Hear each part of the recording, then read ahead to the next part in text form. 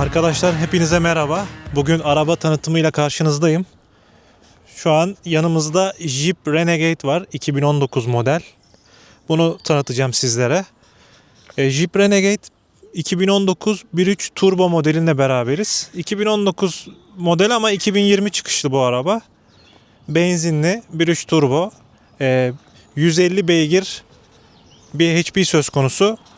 Arabaya baktığımız zaman gayet şık duruyor. Eski kasa olmasına rağmen bunlar da biliyorsunuz 2014-2015'te çıktı ama hala da şu anda görüntü olarak gayet modern duruyor araba.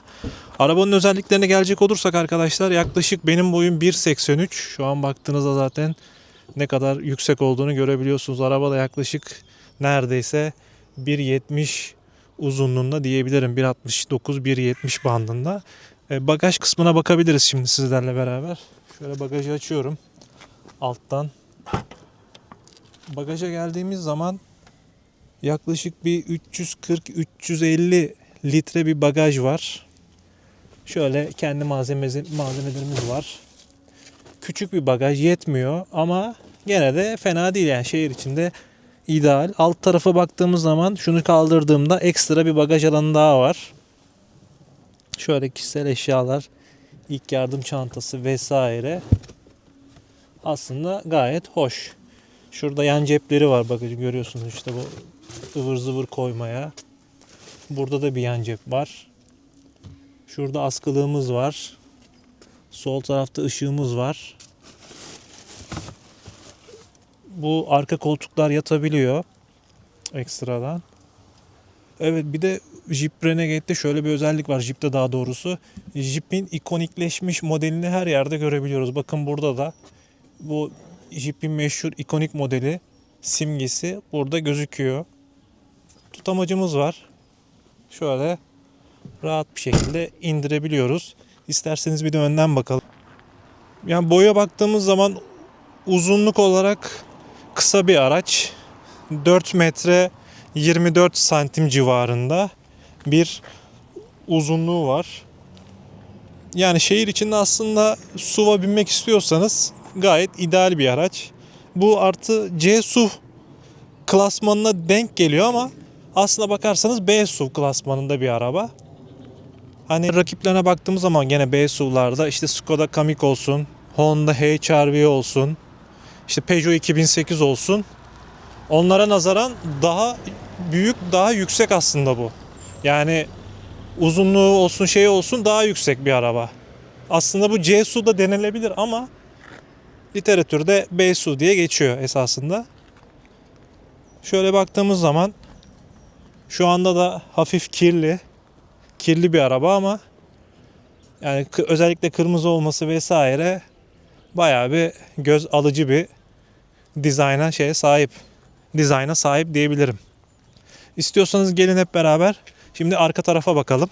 Yani baktığım zaman tabii bir Honda HR-V ya da Honda Civic'lerdeki gibi kapı 90 derece açılmıyor ama gene açılma derecesi fena değil çoğu arabaya göre.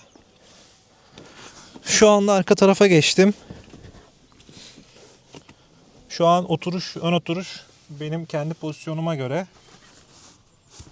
Şöyle yaptığım zaman yani bacaklarım tabii şu an koltuğun şeyinde değiyor ama çok bir rahatsız edici bir hareket değil, pozisyon değil aslına bakarsanız. Ama koltuk kime göre ayarlı? Ön koltuk şu an bana göre ayarlı.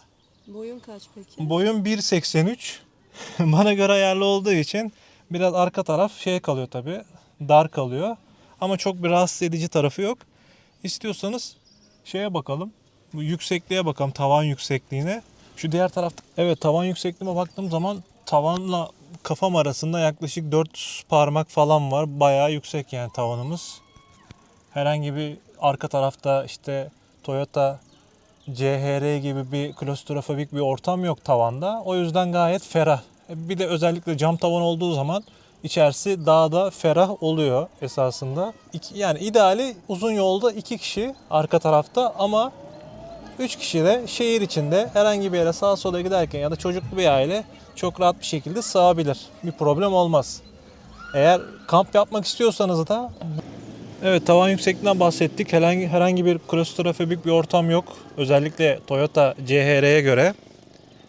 Arka koltuklara baktığım zaman arka koltuklar yattığı için kap modu oluşabiliyor rahat bir şekilde. Hani benim kadar da uzun boylu değilseniz çok rahat bir şekilde iki kişi arka koltukları yatırarak, ön koltukları da öne çekerek çok rahat bir şekilde konaklayabilirsiniz. Kamp yapabilirsiniz. Özellikle Amerika'daki bu Jeep Renegade kullanıcıları bu şekilde kamplar yapıyor. Zaten YouTube'da da görmüşsünüzdür illaki. İstiyorsanız gelin şimdi ön koltuğa bakalım. Ön koltuğa geldim arkadaşlar. Şimdi gösterge paneline, dijital işte multimedya vesaire onlara bakacağız. Şu an görüyorsunuz işte neyi gösteriyor? Şu an mesela bagaj açık, sol tarafta kırmızı bir işaret var görüyorsanız. Bagaj açık işareti uyarısı. Solda dereceyi gösteriyor. Yukarıda saati gösteriyor. En sağda ise en sağda üstte yönü gösteriyor. İşte batı, doğu, kuzey, güney, güneydoğu vesaire onu gösteriyor. Aşağıda işte motor sıcaklığı, benzin, işte kilometre, sağda işte vitesin şu anki pozisyonunu gösteriyor.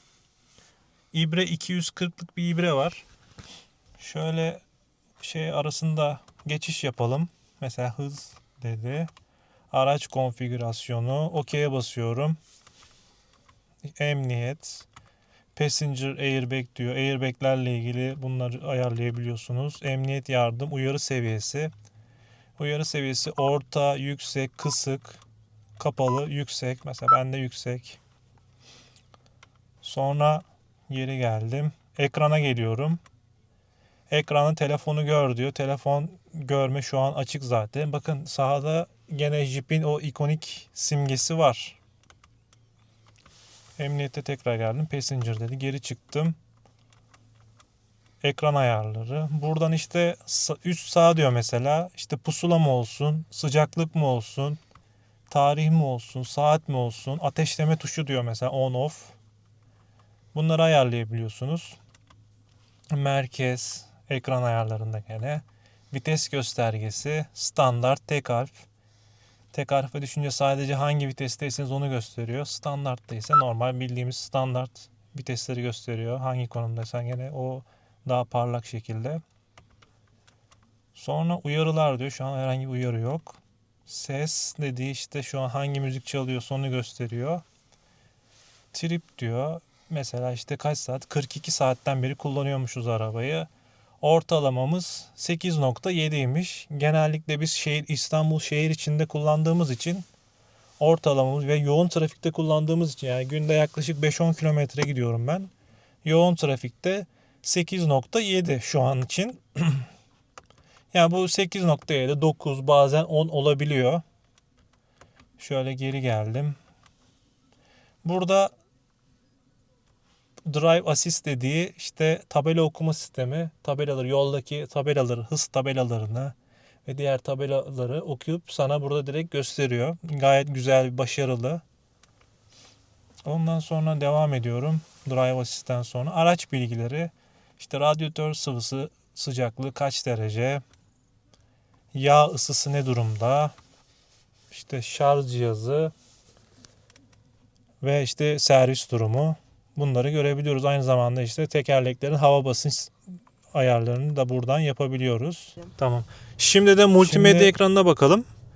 Şu anda klima ekranındayız. Klima. Hem dijital bir klimamız var burada esasında. Hem de buradan tekrardan kendimiz ayarlayabiliyoruz klimayı. Şuradan. Gördüğünüz gibi gayet iyi. İyi üflüyor yani. Herhangi bir sıkıntısı yok. Buradan ön tarafa max yaptığım zaman işte buğuyu vesaireye alıyor. Arka camın buğusunu alıyor. Burada kendiniz ayarlayabiliyorsunuz buradan manuel. Senkronizasyon dediği de işte yolcu tarafı ve şoför tarafını ayrı ayrı da yapabilirsiniz sıcaklığını. İsterseniz senkronizasyona basarsanız sadece buradan yapmanız diğer tarafı da etkiliyor. Ben bu şekilde kullanıyorum. Şu anda kapatayım bunu. Uygulama. Yani çok bir şey yok aslına bakarsanız. İşte ayarlara gireyim. Burada dili değiştirebiliyoruz. Ekran. Ekran modu otomatik. Bağlanınca telefon otomatik göster diyor. Dokunmatik ekran uyarısı. Bunlar var. Ölçüm birimleri. Kendi ölçümümüz zaten. Sesli komutlar diyor. Sesli komut ben kullanmıyorum. Hiç de denemedim esasında. Sesli komutları. Saat tarih ayarımız buradan yapılıyor, ayarlayabiliyoruz. Emniyet sürüş yardımı. İşte burada frenleme ile kendi otomatik frenleme vesaire bunların şeyleri var, ayarları var. Arka park sensör ayarı, işte ön park sensör ayarı, otomatik katlanan aynalar buradan ayarlayabiliyoruz. İşte yağmur sensörü, yağmur yağdığında otomatik kendi ayarlıyor. Trafik lambalarının, trafik işaretlerinin gösterilmesi, bunu da otomatik kendi ayarlıyor. Işıklar, iç ortam ışığı, far sensörü. Far sensörünü hatta şöyle 3 yapayım. Gecikmeli far. Dış ışıklar uzun kısa ayarı yapıyor. Viraj farımız var. Sağ sol viraja girdiğimiz zaman o taraf yanıyor. Kitlemede yanıp sönen ışıklarımız var. Onlar da hepsi açık şu anda. Kapılar, kilitler, kilitlemede yanıp sönen ışıklar, pasif giriş bunları ayarlayabiliyoruz. Motor durdurma, gecikmeli far 30 saniye sonra kapanıyor. Motoru durdurduktan sonra, arabadan indikten sonra. Kapı açılınca radyo kapanır. Bunlar da okey. Ses. Equalizer var burada. İşte sesin dağılımını vesairesini yapabiliyorsunuz. Hıza göre ses ayarı. Araç hızının artmasıyla ses yüksekliğinde artması diyor. Hızlandıkça ses de artıyor. Değişik bir özellik. Ben ilk defa gördüm bu arabada. Radyo trafik anonsu vesaire. Bu şekilde ayarlarımız var. Burada pusulamız var. Gittiğimiz yöne göre pusula sürekli hareket halindeyken hangi yöne gidiyorsak orayı gösteriyor. Eco Drive modu.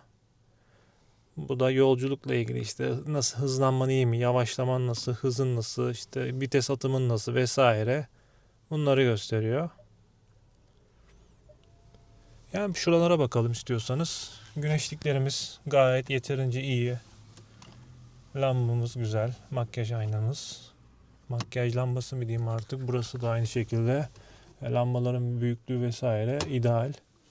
Şu anda zaten baktığımız zaman bir karıştan daha fazla bir arada mesafe var. Yükseklik var. Tutamaçlarımız ön taraflarda var. Klima menfezlerimiz gayet iyi çalışıyor. Herhangi bir sıkıntı yok. İyi üflüyor. İyi. Burada Jeep Renegade'e özel bir tutamaç var. Öyle sportif bir mod yapmışlar kendilerince. Tabii ki herhangi bir yolcu onu kullanmıyor. Tutmuyor yani daha doğrusu. Buraya geldiğimiz zaman ses ayarımız var. Sesi açıp kapatabiliyoruz. Ya da direkt sesi mute modunu alıp tamamen kapatıyoruz. Burada ekranı kapatabiliyoruz. Ekran. Burada park sensörlerini açıp kapatabiliyoruz. Sesini ayarlayabiliyoruz. Park Sense devre dışı diyor zaten. Bir kere daha bastığımızda devreye giriyor kendisi. Burada şerit takip sistemi. Ben genellikle şerit takip sistemini kullanmıyorum. Hani biraz araba kendini atabiliyor sağa sola şeride gireceğim diye. O yüzden kapalı. Burada klimayı kapatabiliyoruz off tuşuyla. Klimayı açabiliyoruz.